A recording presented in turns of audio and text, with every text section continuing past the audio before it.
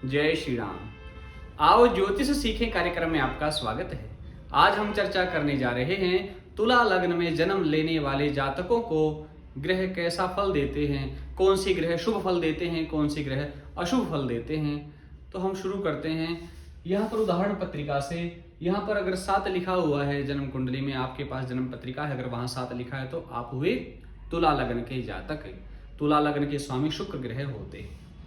शुरू करते हैं। सबसे पहले सूर्य ग्रह के बारे में बात करें तो सूर्य ग्रह यहाँ पर 11वें भाव के स्वामी बने। यहां से आप गिनना शुरू करेंगे तो ये 11वां भाव हुआ, 11वें भाव के स्वामी बने।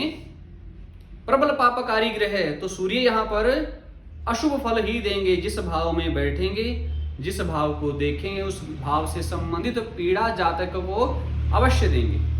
अगर सूर्य ग्रह कमजोर हो जाते हैं, 6, 8वें 12वें भाव में हो जाते हैं, नीचे के हो जाते हैं, पीड़ित हो जाते हैं, पाप राशि में चले जाते हैं, कमजोर पड़ जाते हैं, तो उनके अशुभ फल देने में ही कमी आएगी।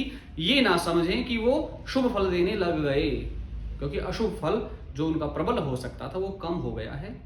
ऐसे ही फलादेश करना चाहिए। चंद्र ग्रह की अगर हम बात करें तो चंद्रमा बने 10वें भाव के स्वामी, केंद्र के स्वामी बने। और केंद्र का स्वामी अगर शुभ ग्रह हो तो शुभ फल नहीं देता, अशुभ ग्रह हो तो अशुभ फल नहीं देता, ये कंसेप्ट है। और चंद्रमा शुभ ग्रह भी होता है और अशुभ ग्रह भी होता है। मैंने पिछली वीडियोज में पहले बताया है कि चंद्रमा शुभ ग्रह कब होता है और अशुभ ग्रह कब होता है। तो पहले ये गणना करें कि चंद्रमा शुभ ग्रह है या अशुभ ग्रह है पत्रिका में। उसके बाद ये केंद्र का स्वामी है, अगर शुभ हुआ तो शुभ फल नहीं देगा, अशुभ हुआ तो अशुभ फल नहीं देगा। आगे बढ़े। हाँ, यहां मैं चंद्रमा की ये भी कहना चाह रहा हूं कि अगर दुस्थान चला गया, कमजोर पड़ गया है, तो अगर अशुभ फल देने वाला बन के कमजोर पड़ा है तो अशुभ फल नहीं दे पाएगा। और शुभ फल देने वाला होकर पीड़ित हो गया है तो फिर शुभ फल में कमी आ जाएगी। बहुत ध्यान से चंद्रमा की कैलकुलेशन करनी चाहिए। मंगल ग्रह की बात करें तो मंगल बने 2 भाव के स्वामी और 7वें भाव के स्वामी। 2 भाव मार्क भाव, 7वां भाव मार्क भाव। इसलिए तुला लगन वाले जातकों के लिए मार्केश हुए मंगल, जो कि अपनी दशाओं अंतरदशाओं में अशुभ फल देंगे। जहां बैठेंगे उस भाव से संबंधित मृत्यु तुल्य कष्ट दे देंगे, जहां देखेंगे उस भाव से संबंधित मृत्यु तुल्य कष्ट दे देंगे। इस प्रकार आप गणना करके कैलकुलेशन कर सकते हैं। साथ ही अगर ये कमजोर पड़ जाते हैं, दुस्थान में चले जाते हैं, पीड़ित हो जाते हैं, नीचे के हो जाते हैं, शत्रु की राशियों में चले जाते हैं, शत्रु ग्रहों से ग्रसित हो जाते हैं, तो फिर इनके मार्ग प्रभाव में थोड़ी बहुत कमी अवश्य आ जाएगी। लेकिन अगर ये बलवान होकर बैठे हैं तो फिर मृत्यु तुल्य कष्ट का प्रभाव भी और ज्यादा बढ़ जाता है। आगे बढ़े तो बुध ग्रह। बुध ग्रह इस पत्रिका में बने भाग्य भाव के स्वामी और 12वें भाव के स्वामी। बहुत ही शुभ फल देने वाले ग्रह। भाग्येश बहुत उत्तम फल देता है।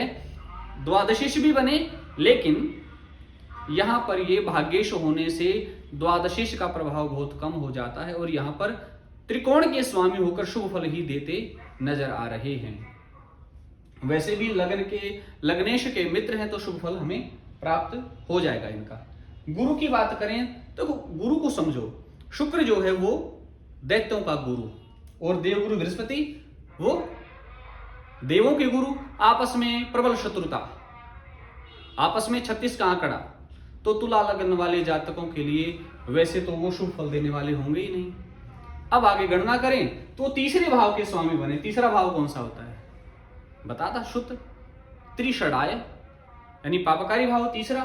और 6ठे भाव के स्वामी बने तो फिर 6ठा भाव त्रिषडाय, 6ठा भाव पापकारी। दोनों पापकारी ग्रहों के, दोनों पापकारी भावों के स्वामी गुरु हुए तो फिर उनसे शुभता की उम्मीद नहीं लगाई जा सकती। वो राज योग दे देते हैं, लेकिन कब देंगे? जब वो इन्हीं 6ठे, 8वें और 12वें भाव में किसी भाव में बैठ जाएं और यहां पर लग्नेश को मजबूत बना देते हैं। अगर और जो समीकरण है, अगर लग्नेश मजबूत हो जाता है और गुरु ऐसे बैठ जाते हैं तो वो राजयोग दे देंगे। तो अन्यथा गुरु शुभ फलदायी नहीं है। कमजोर पड़ जाएंगे तो अशुभ फल में कमी आ जाएगी और अगर बलवान हो जाते हैं तो अशुभ फल उनका बढ़ जाएगा। शुक्र की बात करें तो बिल्कुल आंख बंद करके ऐसे जातकों के लिए शुक्र लग्नेश हुए, लग्नेश का एक ही कंसेप्ट, एक ही सूत्र, शुभतम ग्रह होते हैं, सर्वथा सबसे अधिक शुभ फल देने वाले ग्रह होते हैं लग्नेश।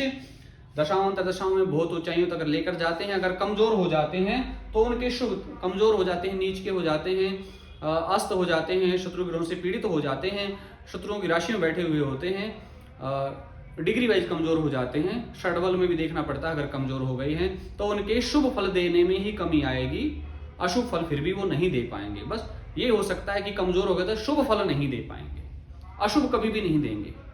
अगर वो कमजोर हो गए तो जातक को ऐसा लगता है कि वो शुभ फल दे रहे हैं, लेकिन ऐसा होता बिल्कुल भी नहीं है। आगे शनि ग्रह की बात करें तो शनि ग्रह बने चौथे भाव के स्वामी, केंद्र का स्वामी शनि ग्रह, क्रूर ग्रह, अशुभ ग्रह, अशुभ फल देने वाला ग्रह केंद्र का स्वामी होगा तो अशुभ फल नहीं देगा, पहला सूत्र लागू हो गया। दूसरा, पंचम भाव का स्वामी, त्रिकोण का स्वामी शुभ फल ही देता है, तो तुला लग्न वाले जातकों के लिए शनि सर्वथा शुभ फल देंगे। अगर ये नीचे के हो जाते हैं तो इनके प्रभाव में कमी आ जाएगी, अस्त हो जाते हैं, शत्रुओं के साथ बैठे होते हैं, शत्रु राशि में होते हैं तो कमजोर हो जाते हैं, तो शुभ फल में कमी आ जाती है, ना कि वो अशुभ फल देने लग गए, ऐसा बिल्कुल भी नहीं होगा। अगर ये उच्च के हो जाते हैं, बलवान हो जाते हैं, डिग्री वाइज मजबूत बैठे होते हैं, मित्रों के साथ मित्रों की राशि में बैठे हो तो सर्वथा शुभ फल उनका और ज्यादा बढ़ जाता है। आप इस प्रकार से गणना कर सकते हैं। कैसी लगती है हमारी ये ज्योतिष की कक्षाएं, ये वीडियोस, आप हमें कमेंट करके भी बताएं।